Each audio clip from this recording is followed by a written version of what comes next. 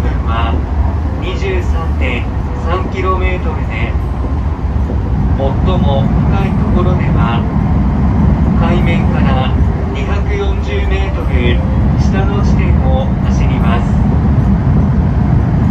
青函トンネルは地質調査の開始から40年以上の歳月を経て、1988年3月13日に営業を開始しました。トンネル内にはかつて吉岡海底、龍飛海底の2つの駅が営業しておりました。現在は避難設備としての役割を担っています。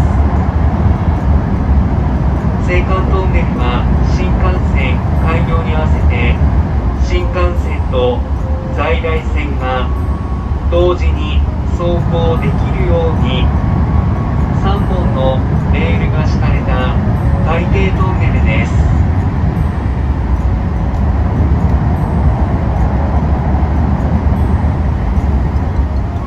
次に入りますトンネルが青函トンネルです。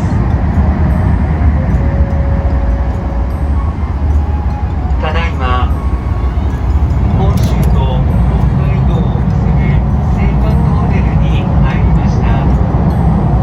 使用時間はおよそ19分です。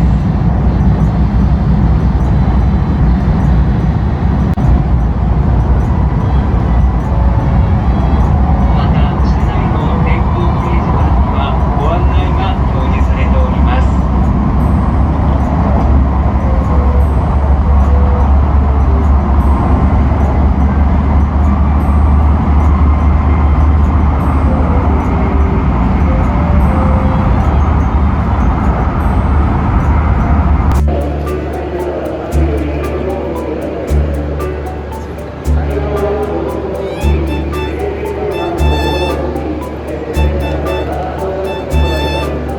階段は4分の先です。車内にお忘れ物を忘れませんようご注意ください。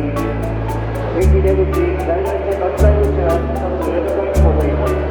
お近くの階段、エレベーター、エスカレーターをご利用ください。